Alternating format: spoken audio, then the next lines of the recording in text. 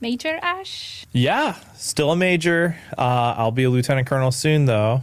Of course, I'm here as a citizen and not representing the Department of War or the military in any capacity.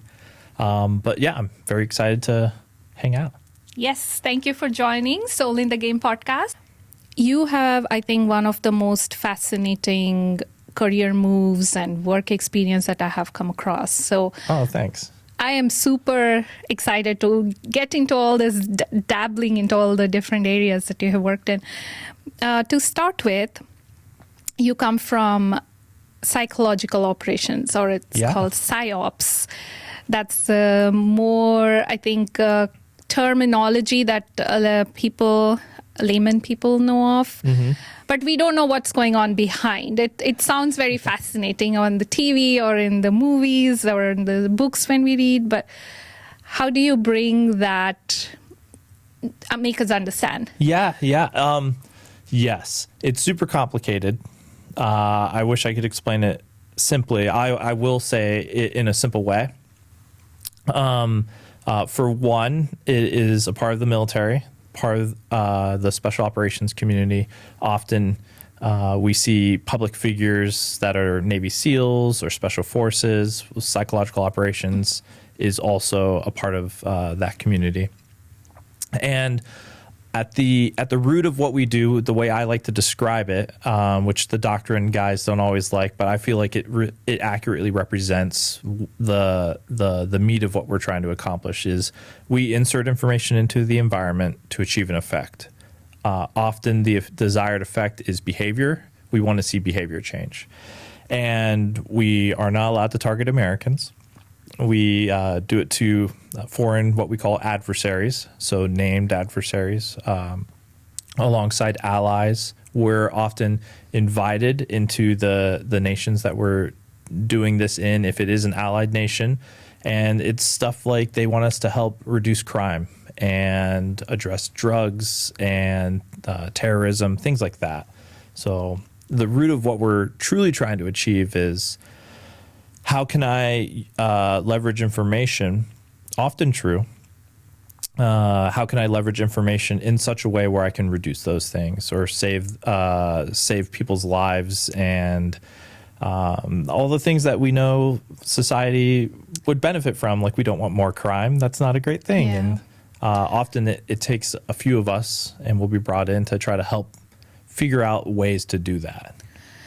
So do you get involved once something starts happening, or there is an information that something's going to happen, or is it way before even prediction part? Oh, it varies. I wish something our students, I was lucky enough to be the commander of the psychological operations qualification course. And so I was interacting with students regularly, and it was very fulfilling, very awesome.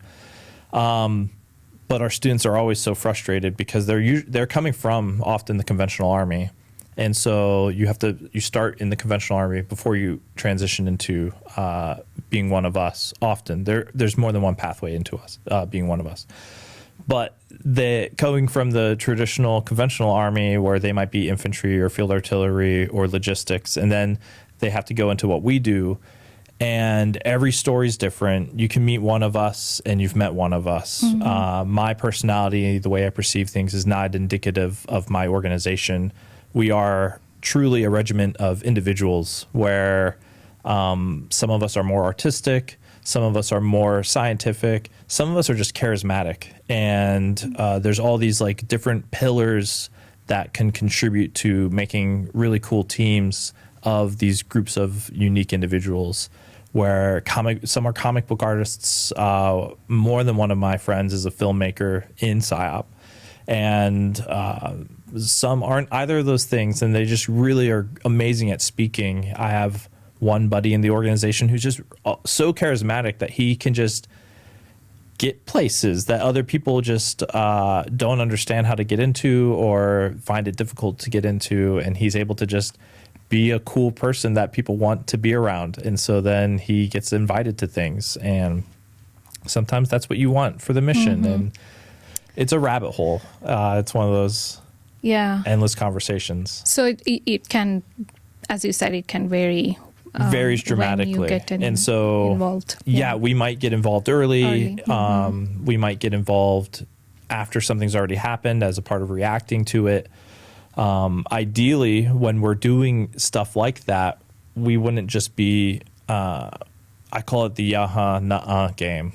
And anytime you're exchanging like information rounds and one side saying yaha and the other side saying nuh-uh, the adversary is already winning, because all we're doing is addressing each other and fighting and doing the talking head thing instead of thinking about the root causes and what are we really trying to address here, Right. and what am I trying to reduce or increase.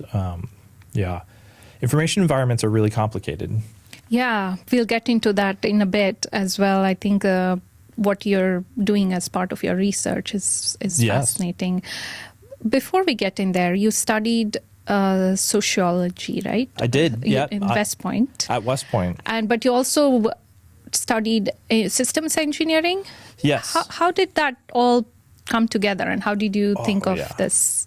Well, I do have to caveat by saying I was probably the worst West Point cadet in my class. I was among the very bottom. I was not a good cadet. So I don't want to make it sound like I was always a really good academic. I've kind of grown into that over time, and I'm really proud of the research I'm doing right now and all that other stuff. But yes, I was a sociology major. It was a great field because the way I would describe the differences between like psychology and sociology is all about how, and I'm sure psychology people more qualified than me will gladly address this in the comments if I'm a little too inaccurate. But like psychology is more of like the brain and how it acts upon itself, and then there are still, of course, external factors that can contribute to the brain making different decisions. Whereas like sociology is how an individual is actually within a group and then making those decisions based off of like group impact and cultural. Culture. And, I was thinking absolutely. culture plays a big role. Yeah, 100%. And then you kind of get a little bit of the like a melding of like anthropology with psychology to and get conditioning, that, like deep-rooted conditioning. And, absolutely. And then like, you get some economic incentives and all the other, like sociology is really cool because I felt like I was really exposed to a lot of interesting ideas and in a way to look at the world in such a way where I wasn't just thinking about myself. I was thinking about the people I'm surrounding myself with, right. Or like the culture I find myself in, or even interacting with in my free time. Like those little things were things that I didn't personally consider a whole lot before engaging in that major.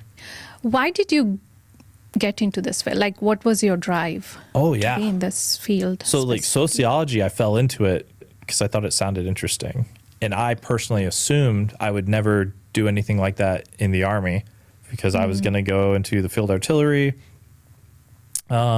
Okay, you went in assuming you're going to be in... I did, I wasn't I didn't have any inclination towards anything beyond that. I was a little cynical at that time in my life. I was going to get out of the Army as soon as I could. I was very much going down that path.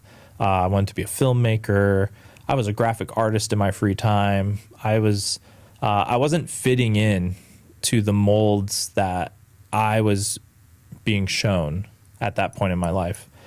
And then stuff kind of fell into place for me. I got stationed in South Korea, and there was a lot of activity that was occurring during that time.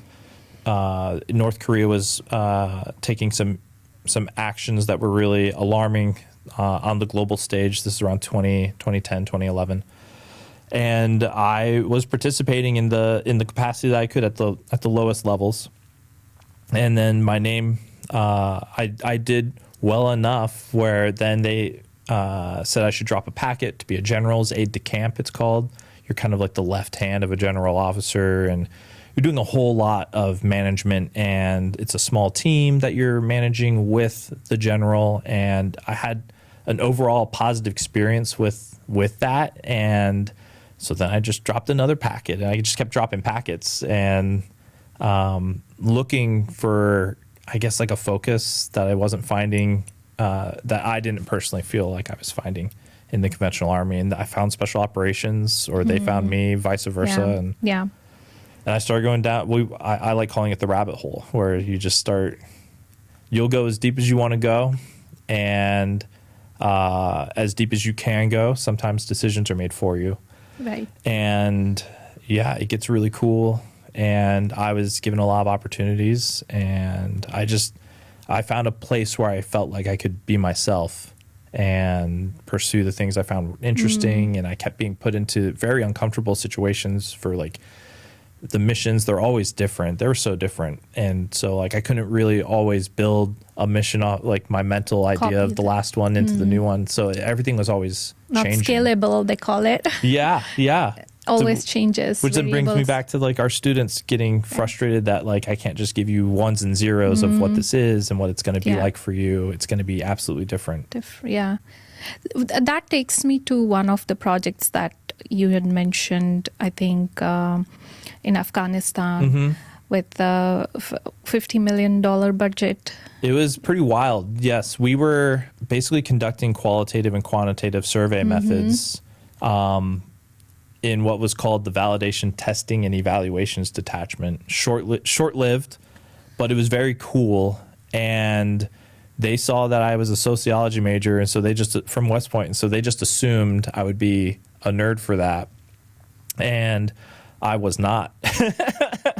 So I immediately freaked out on the inside, said yes on the outside, and then I bought a bunch of books about statistics and everything, and I started like getting myself smart on survey methods. And so survey as in, of course, you don't have to get into the details if it's classified, but survey as in, one of the part that I read was that you were involved in changing the minds of terrorists and becoming normal people, right? Or coming out of that. Well, so was that part of that? Or normal? But yeah, absolutely. So yeah, it's complicated. And I'm allowed to share what's on my unclassified evaluation, which is you can Freedom of Information Act request it, and it's publicly, it could be publicly available. It's unclassified. I don't share any classified information. So I was a part of just doing a lot of analysis. And so again, I was the officer in charge. So there was other people on the team that were way more what I would call like experts in that area. And so it was just my job to be able to translate that into Army speak and to be able to brief that higher. That's largely what my role was there. And so as a result, we started seeing some opportunities. So then, we started running some other things to see if we could try to increase the participation in what we called the peace process. And we were successful in the areas that we did do what we did. We were successful. But of course, I mean, it gets so complicated. Conflict is hard, and the overall conflict in Afghanistan was more complicated than we were able to address. Were you there? Where you were in the location? Yeah, we were in Afghanistan. Oh, you were in Afghanistan. Absolutely. And what defined success?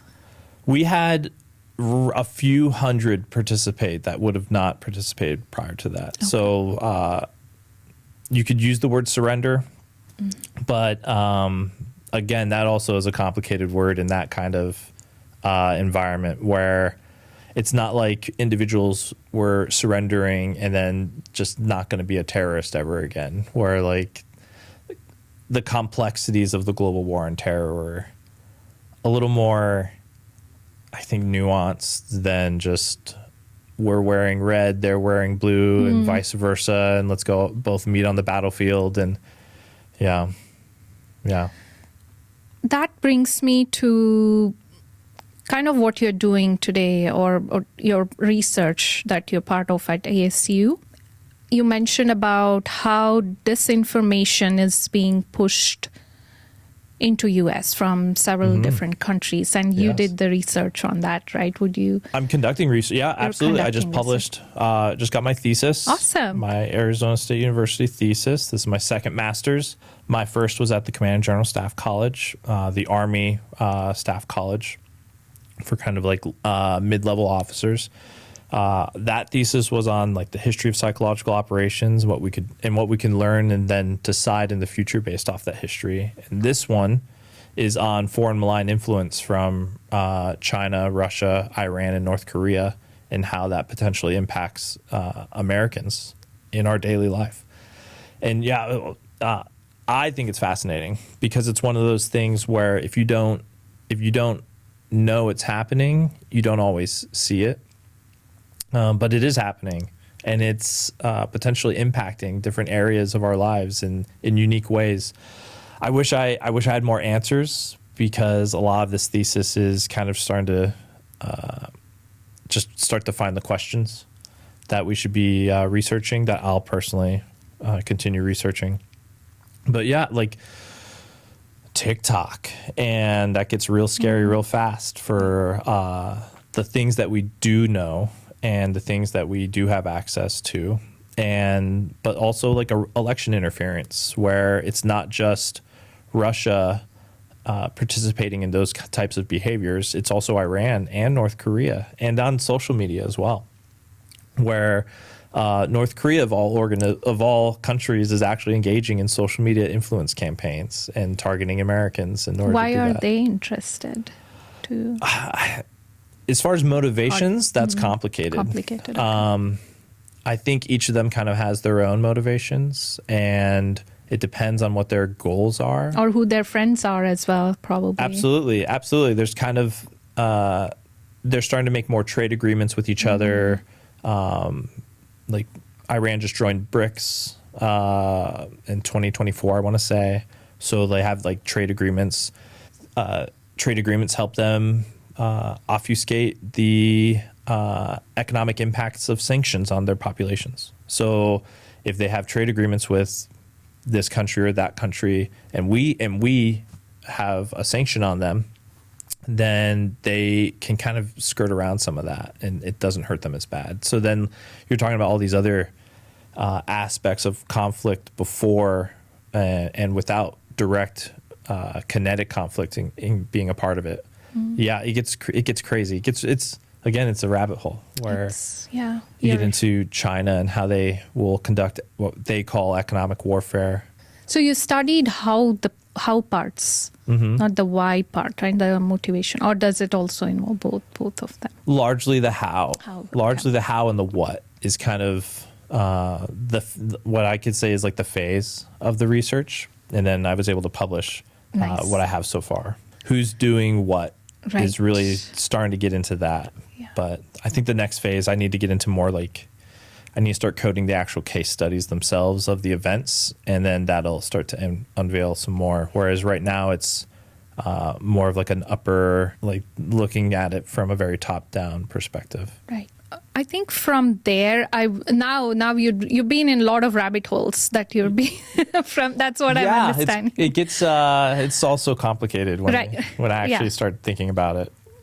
How do you come back to day-to-day life, like thinking like a normal person, doing normal things, going to grocery store, taking care of your kids, doing chores at home, or being a dad, being a husband? Like, how do you do your normal stuff, knowing all this information that's always in the background in your brain running? I mean, largely, I try to be the type of person who kind of puts that in my box of that's work box, and then when I'm at home, I try not to open up work box, and I do that a lot for my life. I think that helps me kind of balance everything, and it actually helps me be more productive as I try to hyper focus on whatever's in front of me.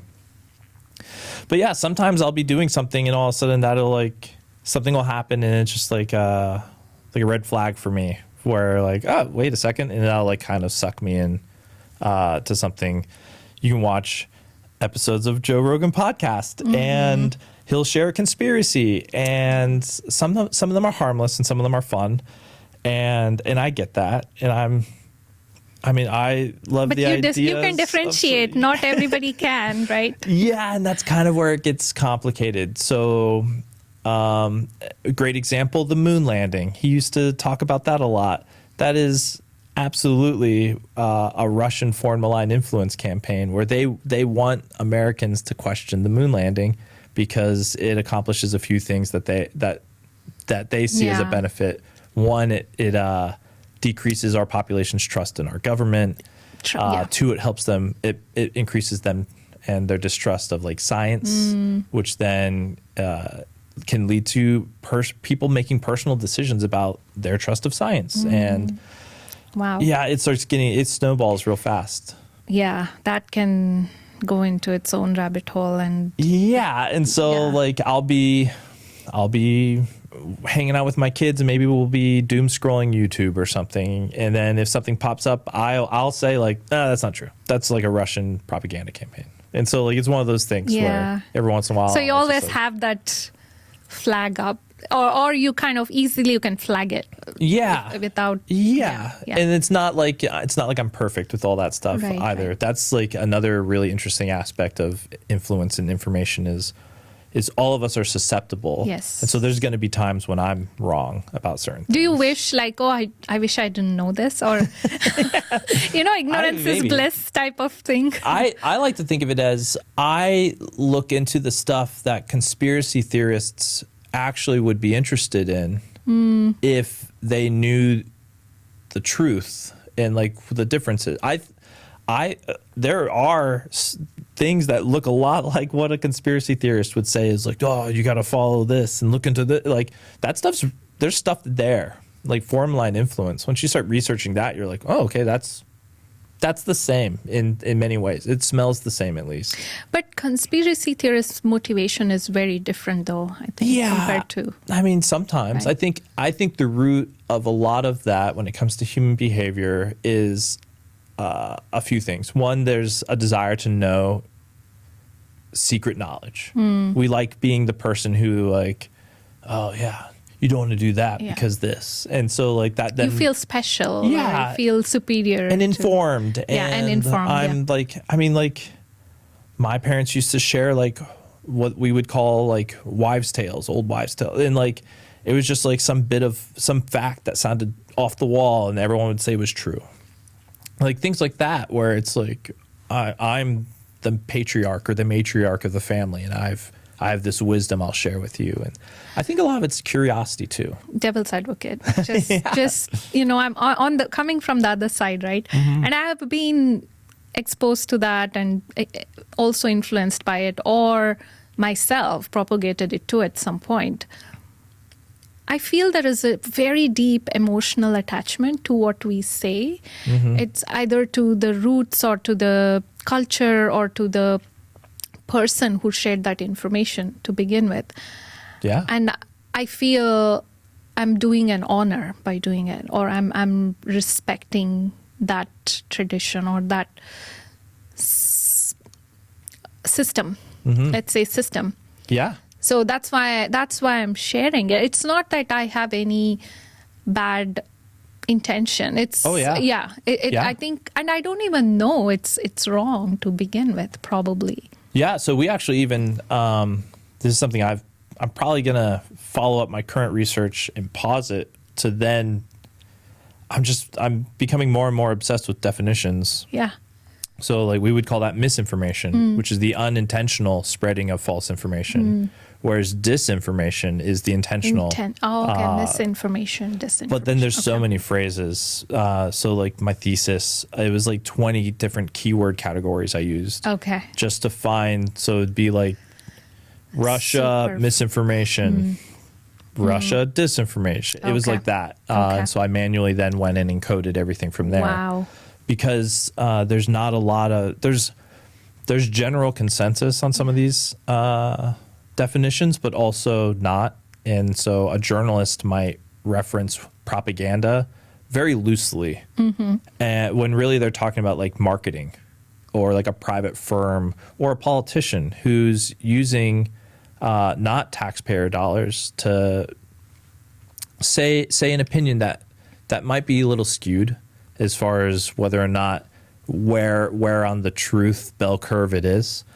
But that's not the same as actual propaganda, which I would now at this point in my career define as state-sponsored influence of some kind, not seeking behavior change.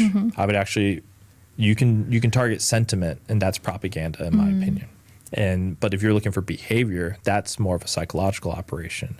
But then there's all these other phrases that get lumped in there. Right. But there is also pure brainwashing too. Like people are just naive. Yeah. I mean, that gets into a whole other set of like why people would, I don't want to say the phrase, for lack of a better phrase, why do people fall for it? Yeah. And there's kind of, this is a whole nother piece of research I've been working on, but I haven't finished it all yet. And there's a few things. One, social isolation can increase the likelihood of someone falling into what we call those rabbit holes. Two is naivety. And that can be represented in a variety of different things. It could be a lack of education, but that doesn't necessarily inherently mean critical thinking. Maybe. Yeah, it's right? not necessarily like, because someone could have no degree. And maybe they're just like very cynical, or like maybe they're just very careful with what they put their opinions behind. And like you don't need to be educated to common live. sense, is it? Yeah, think? maybe you could say that. Yeah, absolutely. Okay. The third aspect that contributes to someone potentially falling for misinformation is the feeling of a lack of autonomy.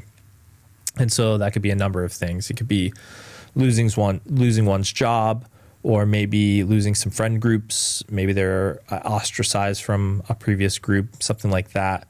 And so that all three together really create this kind of perfect storm for what that could mean for them then being susceptible to information that at first just seems like it might be appealing because maybe it answers questions, or maybe it helps them to feel more secure. If they were just maybe like a child doesn't talk to them anymore, or maybe a best friend is like being more distant. So, but it could also be like other things that like are just natural life events that a lot of us do experience in our lives. So it could be a bad breakup or a divorce, or it could be losing a partner. And so then that could just thrust an individual into those circumstances. It could be losing a job. So these then make us more susceptible to things like misinformation.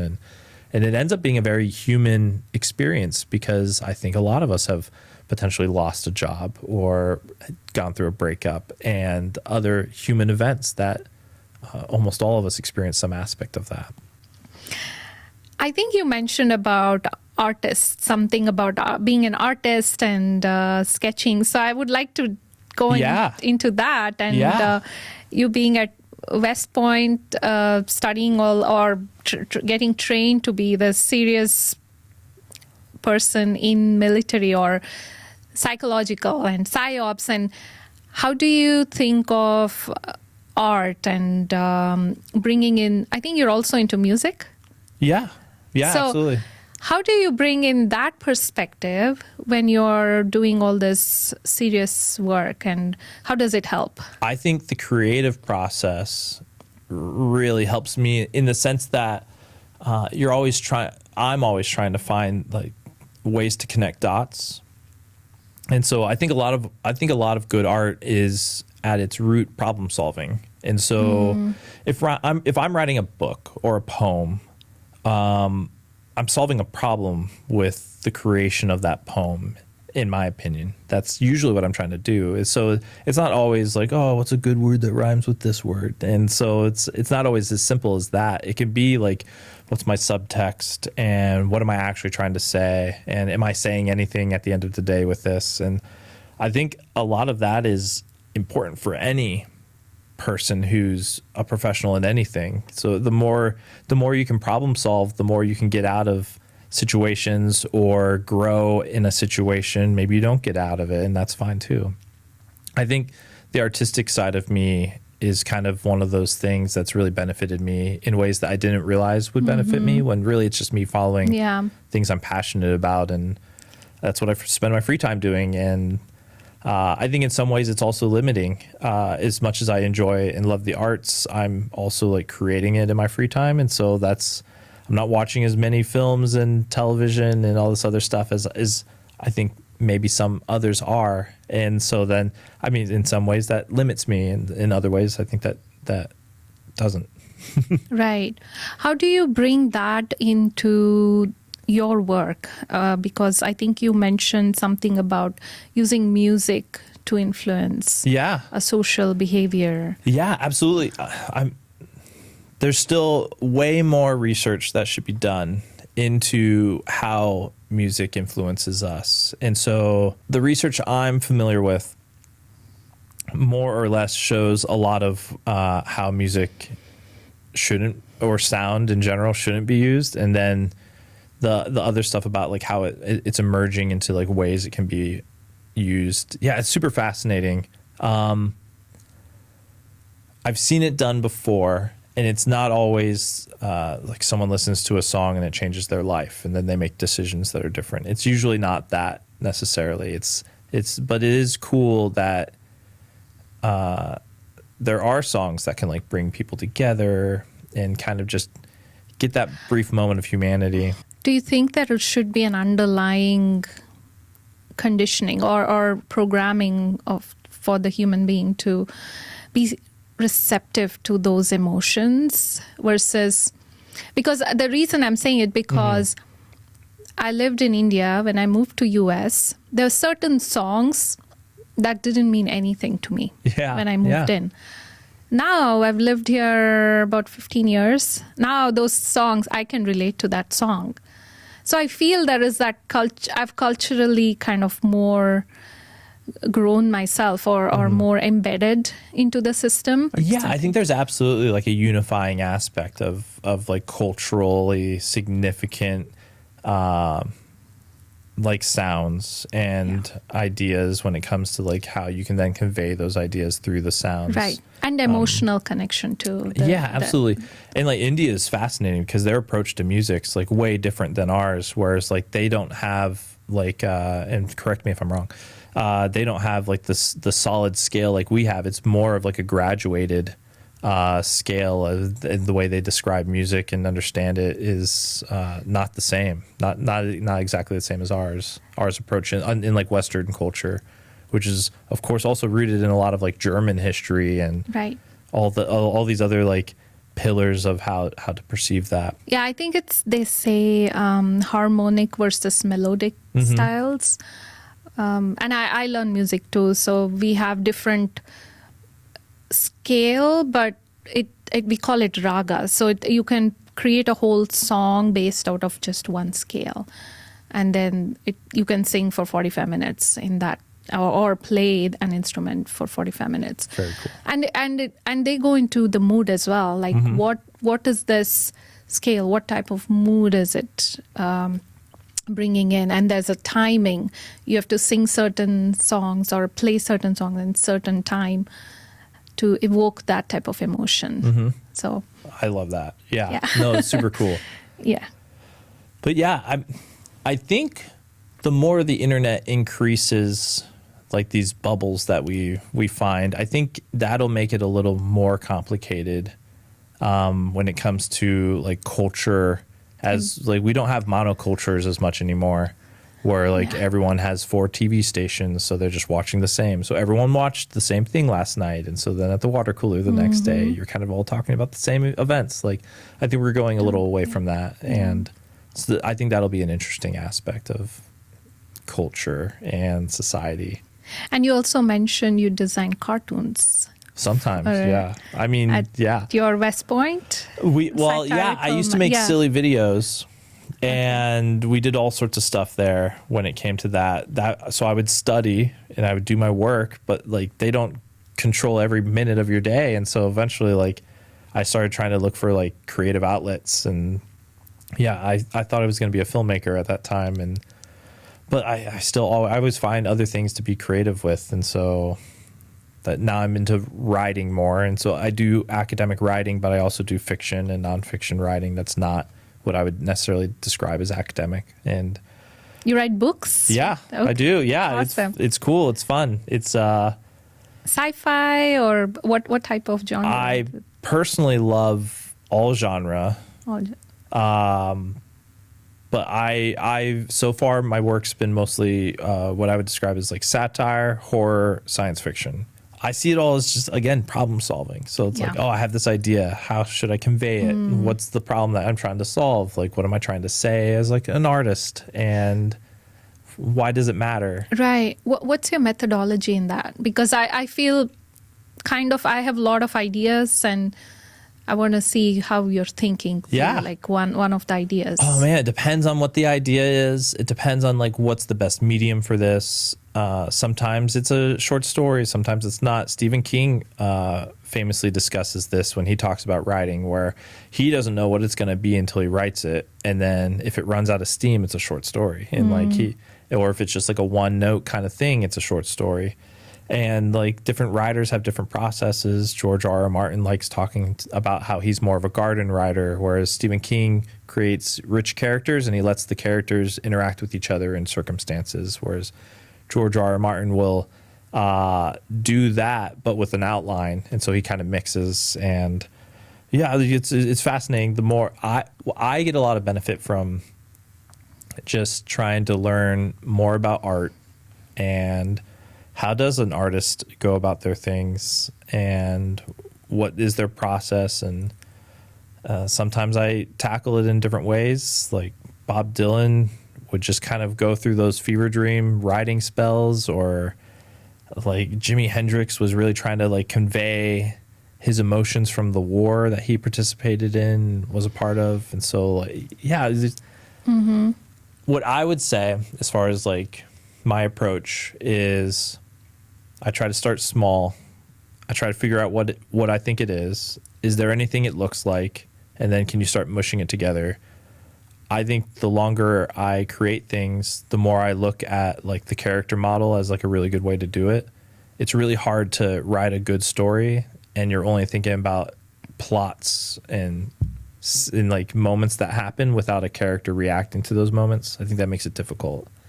And so I think it's more about like the characters, and then they have to make their decisions. And right. Moving on from your creative space to your being a parent, right? Scouting, and that's how we met. So having these kids, you're also helping being a scoutmaster. How do you bring all this experiences that you have, and then the kids don't know, they haven't experienced the life and all the complexities yet, right? But trying to make them understand and be the best or grow through their own experiences. How do you bring all this and weave into the being a scoutmaster? Yeah, assistant scoutmaster, to be fair. Assistant scoutmaster. I was an Eagle Scout growing up. I made my Eagle when I was 17 years old. I was starting to get close to the cutoff. But scouting was a really cool experience that I really enjoyed when I was growing up. And I started in Saudi Arabia when my family lived in Saudi Arabia for a few years, and then I kind of fell out of it, and then got back into it, and then really enjoyed that experience. And so then when my kids were starting to get old enough, we like going to national parks and going through nature. And so then that seemed like a logical thing to get both of my sons that are in it now. And then that's one of those things where like being like a leader in the organization, even if it's just in a troop, is like I always kind of just fall into those positions. I don't necessarily like pursue actively leadership roles. I coach soccer, youth soccer also, and I coach both my boys are on the same team and my daughter's on a girls team. And I fell into both of those positions as well, where it's it just seems like it happened, and it's one of those like opportunities to just participate with them and then be there for them. And then also they're all volunteer positions, so it's also a way to like give back to communities. And I think sometimes we look at how to make the world a better place, and we think of like, okay, could we get money here? Could we get money there? But I think at the end of the day, the one thing we could do that's the most impactful, at least in our own personal lives, is just dedicate our time to something that we think is worthwhile. And so I enjoy the scouting program because of all the stuff that I got out of it. And so I know that if I want others to get what I got out of it, I probably need to participate in it to help then share the knowledge I had. So what I try to do is, and something I like about the Scouting of America program is it's supposed to be youth led. So you're really trying to get them to figure out the answers to the questions that they have, and you want them to get to solutions.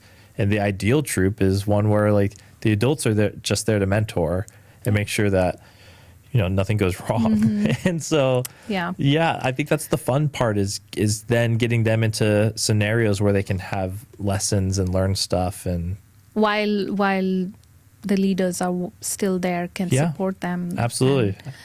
What were your experiences in terms of scouting that you really thought came from scouting, not anywhere else?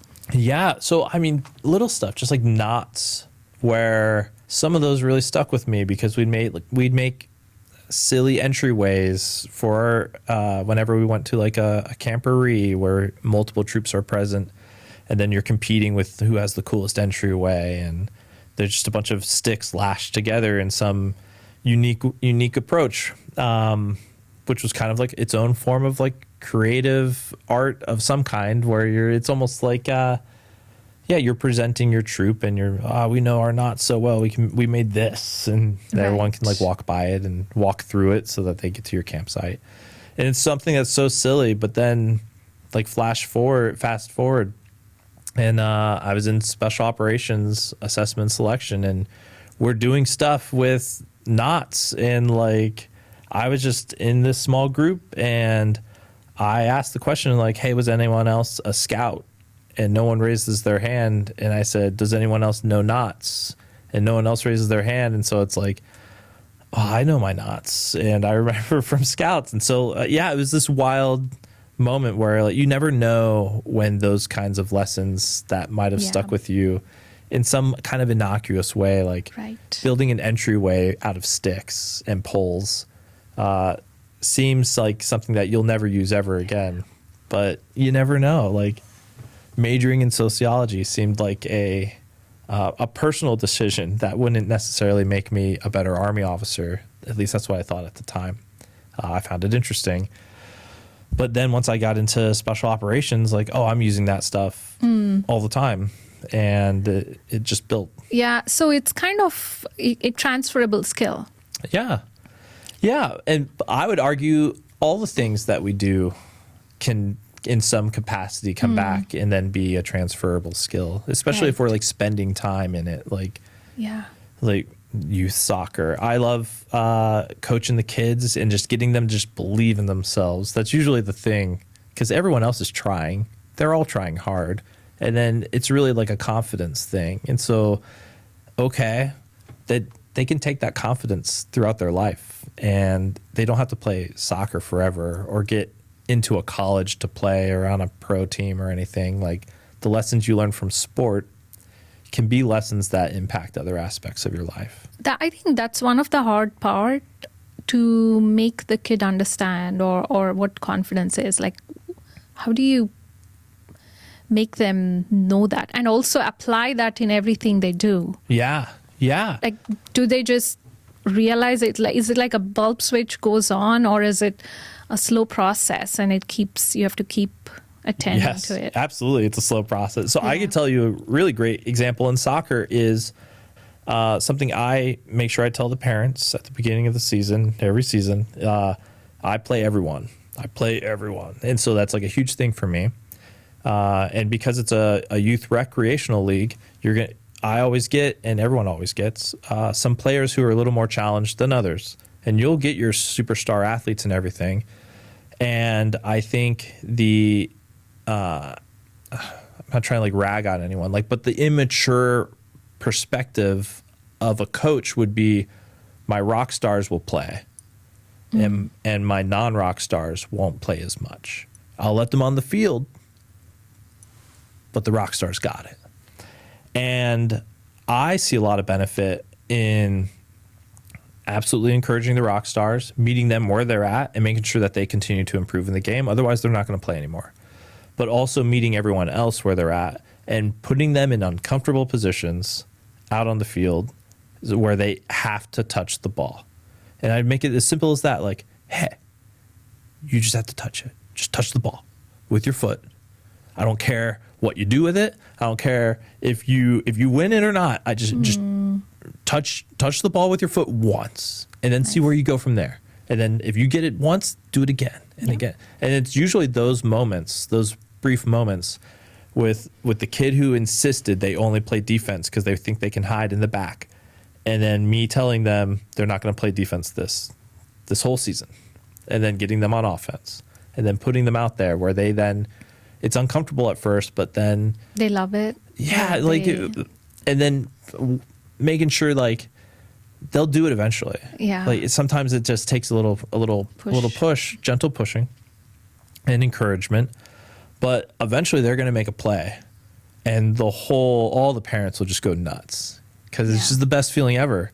And then just celebrating that success, focusing on that, and then that's how I'll get a play out of that player like over and over again over time. Right. Doesn't mean they're going to automatically be a rock star overnight. But I see that in scouting too. Like, all right, the kid who is down on themselves about this, that's something.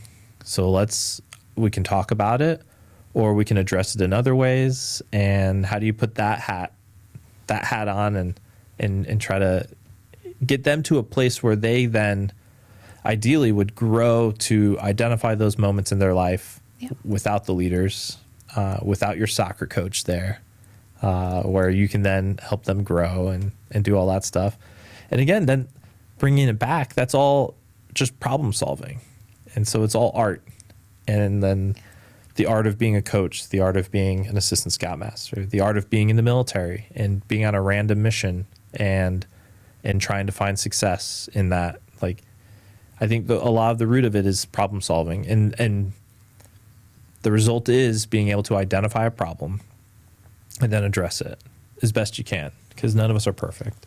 Right. And then some of us will mess it up. Yep. Some of us will mess it up a lot.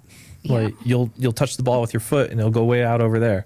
And so it's like, all right, but like if I, as the coach, yell at that player, what was that? Like that player's never going to take that risk again. And so identifying the opportunity to not do that. And I mean, as a coach too, like I'll mess that up. Like, and so then just being able to talk. Yeah, I think the reflection part, and then I think you grow as well, like as you reflect on it, or, oh, did I do that right? Or something, you start thinking about it, and next time you do it in a different way. So Yeah. We're all so imperfect, and I think a lot of us are doing our best, and I think that's good, and I think that's enough often. Yeah. That brings me to the final question of the podcast, and I always ask all my guests this, especially with you. I think you're doing a lot of things. You're trying to connect the dots, and that stuck with me because I think like that as well, like connect the dots. But why do you do all this? Like, why do you do all you do? Like different things, and that, the why part. Are you figuring out, or have you found the answer, or what is that drive? Yeah, for me, I'm just a huge nerd. And so I find all this stuff interesting. And I spend a lot of my time and energy on the things I think are interesting. And sometimes I'm pulled into stuff, and I try to say yes when I can and when it makes sense. And sometimes that means I probably spread myself a little thin in some areas, but that's why I have a calendar, and I manage my life on a calendar by 1 to 2 hour blocks of time. And that's something I picked up as the aide de camp to that general, and that stuck with me. And and I would say I try to build on all the mistakes and all the lessons. So like that as an example, I learned the calendar from that job. If I took anything away from that job, it was time management. And so like, all right, now that's a chunk, that's a Lego brick in my portfolio of my life that then helps me manage everything in the future. And like all the mistakes, then all right, that's a brick, or you take a brick out and like, oh, I'm not fit for this, or I'm not passionate about this over here. Like there's nothing wrong with, I think, finding areas of your life that you're just not as passionate about, or things that you like could be good at, but maybe you're just not into it. And so I take a lot of that, and I think that over time I try to just keep refining into the things I find interesting. And so like I like spending time with my wife and kids, and so hey, we're gonna do national parks, and that was our whole like going on trips and adventures. And all right, well, where does that build into? And then sport was like really important to my wife and I when we grew up. And so then like, all right, kids, like pick a sport. It could be any sport. It doesn't have to be soccer. And getting them into those places where then that challenges them to grow in other ways, and that instead of just the outdoors or academics, and like all those little things, I think. How do you manage energy? I think that's the time, more than time. I think the energy management needs like tweaking a lot. Well, for me, because I'm into a lot of the stuff I do, I don't like, it doesn't always drag me down when I'm doing it. I feel refreshed when I'm like doing one of the things I'm interested in. So like these are all my favorite things. And I've just like energy. It gives you more energy, I think, when you're part of it. But also I mean, I'm not like immune to burnout and all those feelings. But what I do is I bounce. And if I'm ever like starting to feel slack in one of these areas, like I'll just leave it for a minute and go to the next thing. Okay. And that's for me, that's usually enough to then keep my energy and my attention. And so I might have like a book project or something, and if I might hit that wall when I'm just hitting not into the it wall. anymore. Yeah. And so like, all right, well, I'll just come back to it. I'll just set it down for a minute. Yeah. The world, in that instance, the world won't end because I set it down. And then there are times when like I've been on things where like I did have to keep going, and so like, or like personal responsibilities, like you can't just like quit being a coach, like, so like find ways to make it fun for you, and then it'll be fun for them, and then that'll change. And so like, all right, today's a scrimmage day, like we're just gonna play, and I'm gonna play with you, and so then they get to beat coach, and then that's fun if they beat me, and then like those little things. I think there's nothing wrong with like tweaking stuff and keep it fun. If it's fun for you, then it's fun for everyone around you. And Right. Then you'll feed off their energy, and secret to energy management. Yeah, and like I have like by and large like what I would describe as like a pretty small circle of people who just like I feel like make me a better person and help me to grow, and I learn about life and all these other things, and like that keeps me also refreshed, as I feel like I like get a lot of energy from that too. And like it's fun that way, I think, for me.